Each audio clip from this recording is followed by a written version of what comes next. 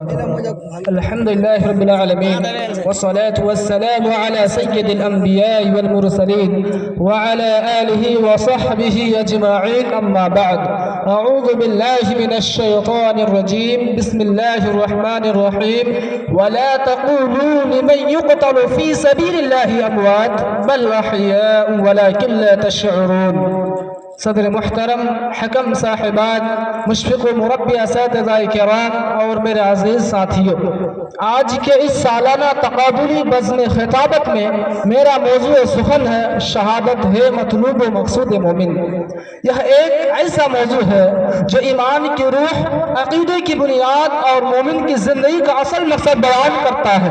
شہادت کے لغوی معنی گواہی دینا اور حاضر ہونا ہے، اور اصطلاحی معنی شہادت سے مراد وہ موت ہے جو اللہ کی راہ میں حق کی سربلندی، دین کے دفاع، ظلم کے مقابلے یا اللہ کے حکم کی اطاعت میں جان دیتے ہوئے حاصل ہو، یعنی ایسا مرنا جس میں نیت، مقصد اور عمل سب اللہ کے لیے ہو۔ میرے بھائیو، شہادت ہے مطلوب مقصود مومن یہ علامہ اقبال کے ایک شعر کا حصہ ہے، جس کا مطلب ہے کہ ایک سچے مومن کا مقصد صرف شہادت ہے، نہ کہ مال غریبت سلطنت۔ اس کا مطلب ہے کہ مومن کا اصل مقصد خدا کی رضا کے لیے لڑنا، اس کی خدا کی رضا کے لیے لڑنا، اس کی بات دنیا تک پہنچانا ہے، اور شہادت اس مقصد کی سب سے بلند ترین منزل ہے۔ مومن کا مقصد مال و دولت و سلطنت حاصل کرنا نہیں، بلکہ دنیا میں اللہ کے دین کو قائم کرنا اور اللہ کی ہدایت کو عام کرنا ہے۔ اور یہ شہادت کا مطلب صرف جان قربان کرنا ہی نہیں، بلکہ سچائی اور حق پرستی کی گواہی دینا بھی ہے۔ میرے دوستو، شہادت وہ عظیم مرتبہ ہے جو ہر انسان کے حصے میں نہیں آتا، بلکہ اس رتبے کو حاصل کرنے کے لیے وہ کچھ کرنا پڑتا ہے جو کسی دنیاوی منزل کو پانے کے لیے نہیں کرنا پڑتا۔ شہید مردہ نہیں، زندہ ہوتا ہے، جو اللہ کی راہ میں جان دیتا ہے وہ حقیقت میں حیات جاودہ پاتا ہے، جیسا کہ ارشاد باری تعالیٰ ہے وَلَا تَقُولُوا لِمَنْ يُقْتَلُ فِي سَبِيلِ اللَّهِ أَمْوَاتٌ بَلْ أَحْيَاءٌ وَلَكِنْ لَا تَشْعُرُونَ۔ سورہ بقرہ نمبر 154۔ اور ایک دوسرے مقام پر اطاعت خدا اور رسول پر معیت شہداء کی خوشخبری سناتے ہوئے ارشاد خداوندی ہے وَمَنْ يُطِعِ اللَّهَ وَالرَّسُولَ فَأُولَئِكَ مَعَ الَّذِينَ أَنْعَمَ اللَّهُ عَلَيْهِم مِّنَ النَّبِيِّينَ وَالصِّدِّيقِينَ والشهداء والصالحين وحسن اولئك رفیقا۔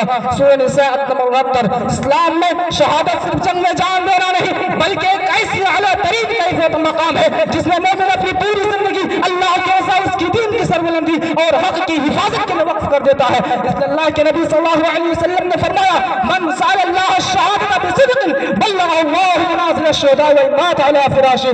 رواہ مسلم۔ جو اللہ تعالیٰ سے سچے دل سے شہادت کی دعا کرے، اللہ تعالیٰ اسے شہداء کے درجے تک پہنچا دیتا ہے، اگرچہ وہ اپنے بستر پر ہی مرے۔ اور قرآن پاک میں بھی اللہ تعالیٰ نے شہداء کے لیے فرمایا وَلَا تَحْسَبَنَّ الَّذِينَ قُتِلُوا فِي سَبِيلِ اللَّهِ أَمْوَاتًا بَلْ أَحْيَاءٌ عِندَ رَبِّهِمْ يُرْزَقُونَ۔ یعنی جو لوگ اللہ کی راہ میں جان دیتا ہے وہ مرے نہیں بلکہ زندہ ہے اور اپنے رب کے پاس رزق پاتے ہیں۔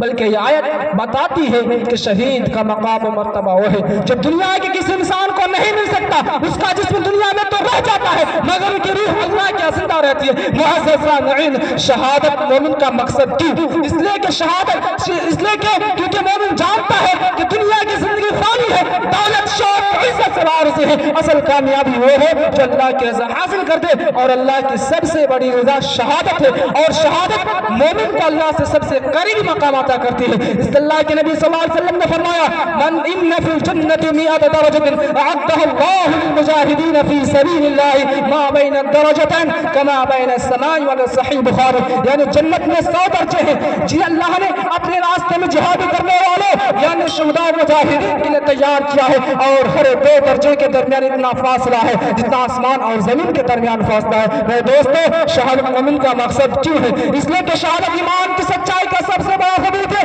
اللہ سے محبت کے عمل میں ڈھالے، ظلم کے مقابل کھڑے ہونے کا یہ اعلان ہے۔ شہید اپنے خون سے اسلام کی تاریخ لکھ دیتا ہے اور امت کو یہ حوصلہ دیتا ہے کہ حق کے لیے ڈٹ جانا کبھی نہ چھوڑے۔ لہذا مومن کو چاہیے کہ ایمان پر ثابت قدم رہے، دین کی خدمت میں کوتاہی نہ کرے، اور اگر ضرورت پڑے تو ایمان کی خاطر اپنی جان و مال، وقت، سب کچھ قربان کرنے کے لیے تیار رہے۔ یہی مومن کا تو اصل مقصود ہے۔ آخر میں اللہ تعالیٰ سے دعا ہے کہ ہمیں مومن صادق ہمارے دلوں میں شہادت کی سچی تمنا پیدا فرمائے، اور جب وقت آئے تو ہمیں شہادت کی موت نصیب فرمائے۔ آمین۔ السلام علیکم ورحمۃ اللہ۔